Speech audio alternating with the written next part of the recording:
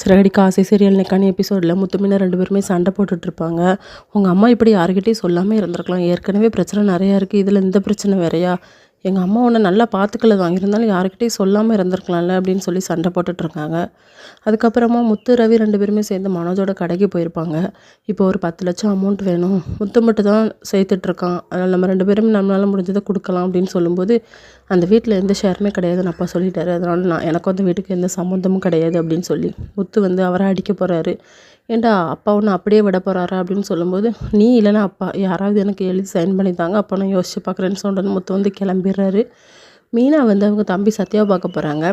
நீ ஃபைனான்ஸ் கடையில் தானே வேலை பார்க்குறவங்க, ஓனர்கிட்ட பேசி எனக்கு கொஞ்சம் அமௌண்ட் வாங்கி தர முடியுமா அப்படின்னு சொல்லிட்டு அவரும் ஓனர்கிட்ட போய் கேட்குறாங்க. நம்ம எந்த ஒரு அத்தாட்சியும் இல்லாமல் நம்ம பணம் கொடுக்க மாட்டோம்ல, அது உனக்கு தெரியும், சரி இருந்தாலும் நான் உனக்காக யோசித்து பார்க்குறேன் அப்படிங்கிற மாதிரி சொல்கிறாங்க. இன்னொரு பக்கம் முத்து வீட்டுக்கு சாப்பிட வந்திருக்காரு. மீனாவை ஏறெடுத்து கூட பார்க்கல. இதை மீனாவோட அம்மா பார்த்துட்டு அவங்களுக்கு ஒரு மாதிரி இருக்குது, நம்மளால தானே இவங்களுக்குள்ள சண்டை அப்படின்னு சொல்லிட்டு அவங்க மாப்பிள்ளைக்கிட்ட போய் பேசுகிறாங்க. நீங்கள் யாருக்கிட்டையும் சொல்லாமல் இருந்திருக்கலாம், சரி மற்றபடி எந்த பிரச்சனையும் இல்லை அப்படின்னு சொல்லிட்டு தூங்க போயிடுறாரு மொட்டை மாடியில். அங்கே மீனாவும் போகிறாங்க. அதுக்கப்புறமே 2 பேருமே சேர்ந்துக்கிறாங்க. இதோட இன்றைக்கான எபிசோட் முடியுது.